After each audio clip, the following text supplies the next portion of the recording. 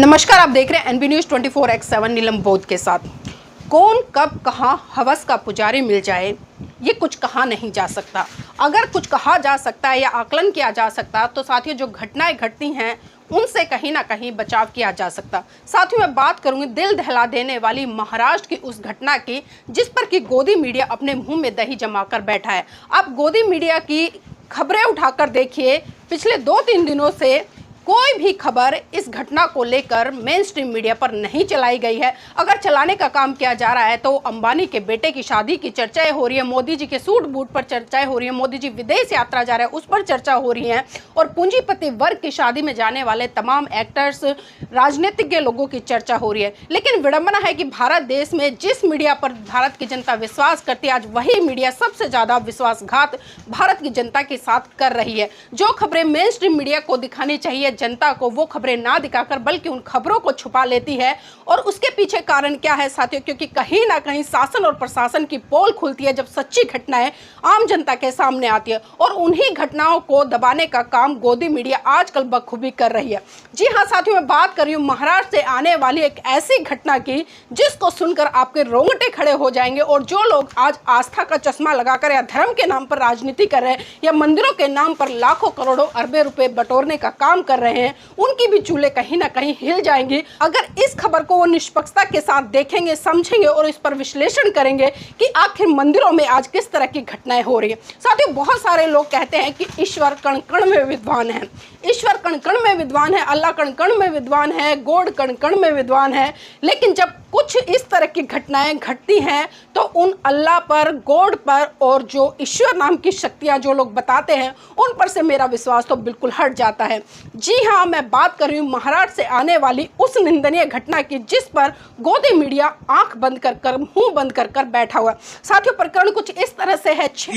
फिर तीनों पुजारी मिलकर उसका बलात्कार करते हैं मंदिर परिसर में और उसके बाद गला दबाकर उसे पहाड़ी से फेंक देते हैं। 6 जुलाई को महाराष्ट्र के सिलफटा गांव की घटना है जिसमें कि एक युवती का थोड़ा मनमुटाव अपने पति के साथ होता है, और जब मनमुटाव ज़्यादा हो जाता है तो वो पत्नी थोड़ा सा नाराज होकर घर छोड़कर घर से निकल आती है। और जब घर से निकल कर आती है तो वो सिलफटा मंदिर है जो कि गणेश जी का मंदिर है, वहाँ पर वो महिला चली जाती है शरण लेने के लिए। और 30 साल की युवती है जो कि मंदिर में जाकर अपने पति से नाराज होकर बैठ जाती है। और जो मंदिर का पुजारी है जब वो देखता है कि ये महिला अकेली बैठी और काफ़ी हताश है तो कहीं ना कहीं उस महिला की मजबूरी का फ़ायदा वो पुजारी उठाने का काम करता है। और उसी कड़ी में जो पुजारी है उसका सहयोगी साथी है वो भी वहाँ पर होता है, और फिर वो फ़ोन कर अपने एक और साथी को मंदिर में बुला लेते हैं। और उसके बाद में साथियों वो भूखी प्यासी महिला और उसकी लाचारी को देखते हुए मंदिर का पुजारी चाय बनाकर उस महिला को देता है जिसमें कि वो भांग मिला देता है। और भांग मिलाने के बाद उस महिला को थोड़ा थोड़ा नशा हो जाता है। बाद जब खाना बनाया जाता है तो खाने में भी कुछ ना कुछ नशीली वस्तुएं डाल दी जाती है, और जब वो नशीला भोजन उस महिला को खिलाया जाता है, महिला भूखी प्यासी होती है, वो बेचारी अपनी भूख को शांत करने के लिए उस भोजन को ग्रहण कर लेती है। और जब वो भोजन ग्रहण करती है तो साथियों वो महिला बेहोश हो जाती है, और इसी बेहोशी का फायदा मंदिर के पुजारी, उसके सहयोगी और उसके एक मित्र ने उठाया। साथियों उसके बाद में इन 3 लोगों ने एक एक करके उसके महिला के साथ में रात के अंधेरे में बलात्कार किया। और जब सामूहिक बलात्कार उसके साथ में किया और उसके बाद वो चले गए क्योंकि महिला नशे में थी। लेकिन जब सुबह महिला की आंख खुली तो उसे होश आया और उसको अपने शरीर में कुछ बदलाव दिखाई दिया, उसको जो शारीरिक पीड़ा थी वो हुई, और वो भाप गई कि उसके साथ में कुछ ना कुछ गलत हुआ है। और जब मंदिर का पुजारी सुबह वहाँ पर आया और उसके जो मित्र वहाँ पर आए तो महिला ने कहा कि आप मुझे यहाँ से बाहर निकालिए वरना मैं शोर मचा दूंगी। और साथियों इस बात को सुनकर जो मंदिर का पुजारी और उसका सहयोगी और जो उसका एक मित्र था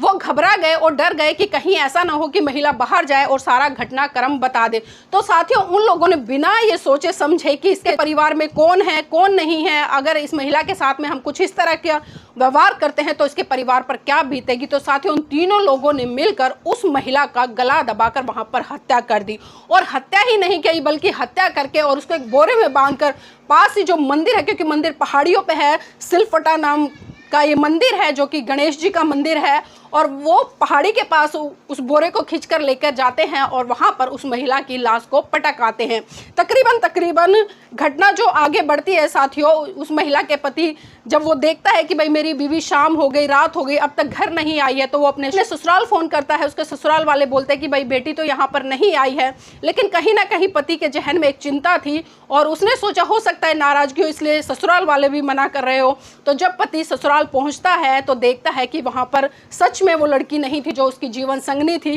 तो पूरा आसपास का माहौल और परिवार वाले काफ़ी घबरा गए और जो शिल्प डाकघर पुलिस थाना है उसमें उन्होंने कंप्लेंट की गुमशुदा की। जब महाराष्ट्र पुलिस ने सीसीटीवी की फुटेज निकाली, पूरा घटनाक्रम का जांच हुआ, तो पुलिस के सहकर्मी जो मंदिर है, मंदिर के पीछे वाले स्थान पर गए जहां के आसपास में पहाड़ियों से घिरा था, और जब उन्होंने देखा कि बोरे में कुछ भरा पड़ा है तो उन्होंने बोरा खोलकर देखा। और जब वहां पर जो जांच पड़ताल की गई तो साथियों जांच पड़ताल में निकल कर आया ये वही महिला है जो नाराज होकर या झगड़ा करके अपने पति से उस मंदिर में आई थी शरण लेने के लिए और एक रात बिताने के लिए कि भाई सुबह पति का गुस्सा ठंडा होगा तो मैं घर वापस चली जाऊंगी। तो साथियों ये किसी को नहीं पता था कि ये घटनाक्रम कुछ इस तरह से घट जाएगा। एक रात मंदिर में गुजारने के लिए महिला आई, भगवान की शरण में आई, ईश्वर की शरण में आई, लेकिन उसे नहीं पता था कि यही शरण उसकी जान ले लेगी। और साथियों यहाँ पर जिस तरह से बताया जा रहा है कि जो तीनों दोषी हैं उनको पुलिस ने गिरफ्तार कर लिया है, लेकिन साथियों मेन स्ट्रीम मीडिया पर इसकी कहीं भी चर्चा नहीं है। और एक चीज़ जानकर और आश्चर्य होगा, जो तमाम लोकल न्यूज़पेपर है वहाँ पर जब इस घटनाक्रम के बारे में पता चला, कुछ लोगों ने जो खबरें निकाली, जो निष्पक्ष पत्रकार थे उन्होंने पूरी निष्पक्षता दिखाते हुए साथियों इस खबर में जो दोषी हैं आप भी जानकर हैरान हो जाएंगे। जो 3 दोषी हैं और जिस तरह से मेन स्ट्रीम मीडिया इसको नहीं चला रही है उसके पीछे बहुत बड़ा कारण है, और कारण ये है कि जाति है कि जाति नहीं। जी हाँ साथियों, अगर घटना को अंजाम देने वाले या बलात्कार करने वाले मुस्लिम समुदाय के लोग होते तो यही गोदी मीडिया रात दिन चिल्ला चिल्ला कर इतना शोर मचा देती और देश में एक सांप्रदायिकता का माहौल क्रिएट कर देती। लेकिन विडंबना कि जब बलात्कारी या कोई भी हत्यारा या कोई भी दोषी जब वो हाई कास्ट यानी कि हिंदू, और हिंदू में भी अगर मैं एक वर्ण व्यवस्था के अकॉर्डिंग बात करूं तो सर्वश्रेष्ठ अपने आप को कहने वाला ब्राह्मण, और जिसमें कि साथियों ये 3 दोषी जो मिले हैं उनके नाम कुछ इस तरह से मैं आपको थोड़ा सा पढ़कर बता दूं। पहला जो नाम है वो है श्याम सुंदर शर्मा। जी हाँ साथियों, आप सरनेम ध्यान से सुनिएगा, श्याम सुंदर शर्मा। और ये पुलिस की ही रिपोर्ट है जो कि शिल्प डाकघर का थाना है उसने ही जो एफआईआर दर्ज किया, उन्हीं ने नाम इंक्लूड किया श्याम सुंदर शर्मा, जिसकी उम्र 62 साल है। प्लॉट नंबर है 14-1 कृष्ण विहार बजरंग नगर कोटा, यानी कि वो राजस्थान का रहने वाला है। और जो इसमें दूसरा दोषी है उसका नाम है कुमार राम यज्ञ मिश्रा, जिसकी उम्र 45 साल है। साथियों वो शर्मा और ये मिश्रा, और ये भरतपुर का रहने वाला है, पोस्ट रेडी गारापुर डीडी पट्टे जिला, ये भी राजस्थान का रहने वाला है। और जो तीसरा दोषी बताया जा रहा है उसका नाम है राजकुमार रामफेर पांडे, जिसकी उम्र है 54 साल। और ये साथियों ये जो व्यक्ति है इसका भी जो एड्रेस है वो है प्रतापगढ़ उत्तर प्रदेश। मतलब 2 राजस्थान से और 1 उत्तर प्रदेश से, एक पुजारी है मेन मंदिर का और एक उसी का सहयोगी है जो उसके साथ में काम करता है, और तीसरा इन दोनों का मित्र है। तो साथियों जब वहाँ पर ये खबर सुर्खियों में बनी और लोगों के बीच में एक तरह से आग की तरह फैली, तो जो स्वतंत्र पत्रकार थे उन्होंने बिल्कुल निष्पक्ष तरीके से इसकी कवरेज की और इस खबर को लोगों के बीच में ले जाने का काम किया। लेकिन साथियों कुछ पत्रकार दूषित मानसिकता के, गंदी मानसिकता के और जो जातिवाद से ग्रस्त हैं, कुछ लोग ऐसे भी हैं। तो साथियों मैं आपको इसी घटनाक्रम में कुछ जो अखबार हैं जो कि शर्मा, वर्मा, दुबे, चोबो के द्वारा चलाए जाते हैं, जब उन लोगों ने खबर बनाई तो उस खबर में ना तो मंदिर का जिक्र किया गया और ना ही जो ये 3 व्यक्ति हैं जो शर्मा, मिश्रा और दुबे, ये पांडे जो भी हैं, इनका सरनेम नहीं लिखा गया, सिर्फ खाली आगे आगे का नाम लिख दिया गया ताकि लोगों में एक अविश्वास ना फैल जाए कि धर्म के रक्षक या धर्म के भक्षक बन गए। और साथ ही यहाँ पर एक बहुत बड़ा सवाल है और मैं लगातार इस बात को उठाती रहती हूँ कि जो लोग प्राण प्रतिष्ठा की बात करते हैं या जो लोग पत्थर की मूर्तियों में प्राण डालने की बात करते हैं, जो लोग ये कहते हैं कि कण कण में भगवान स्थापित है, तो साथियों एक बार मैं चाहूँगी कि आप क्योंकि नकली लोग भी यहाँ पर उपस्थित हैं, वो भी इस वीडियो को देख रहे होंगे, जिनकी भावनाएं छोटी छोटी बातों पर आहत हो जाती हैं। शायद इस वीडियो को देखकर भी उनकी भावनाएं आहत हो जाए। लेकिन सोचिए, अगर यही घटनाक्रम आपके घर की बहन बेटियों के साथ में इन लोगों ने किया होता, क्या तब भी आप उनको धर्म के आधार पर या जाति के आधार पर बचाने का काम करते?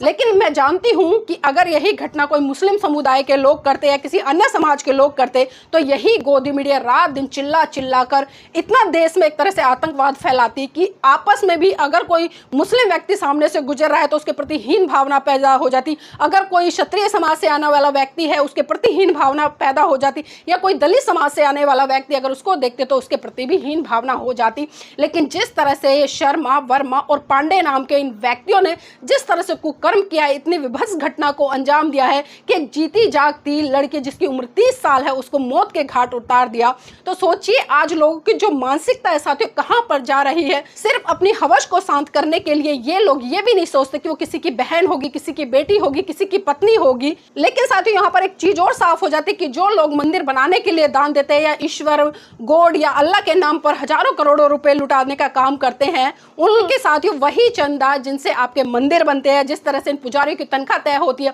और फिर ये पुजारी उस मंदिर की आड़ में क्या क्या करते हैं। और जो लोग दिव्य शक्तियों पे या भगवानों पे, ईश्वर पे या जिस तरह से अल्लाह या गॉड पे विश्वास करते हैं, तो साथियों अगर इस तरह की कोई दिव्य शक्ति होती, कोई गॉड होता, कोई चमत्कारिक होता या कोई ईश्वर होता या कोई अल्लाह होता, तो शायद जिस तरह से इन 3 दरिंदों ने जिस घटना को अंजाम दिया है वो घटना नहीं घटती। और आज जो महिला है जिसके साथ में बलात्कार हुआ, बलात्कार के साथ में उसकी निर्मम हत्या कर दी गई, तो साथियों आज वो महिला जिंदा होती। तो मैं चाहूंगी एक बार आप इस पाखंडवाद से, इस धर्म के नाम से, इस पंडे पुजारियों के नाम से और मंदिरों के नाम से चंदा दान देना बंद करें।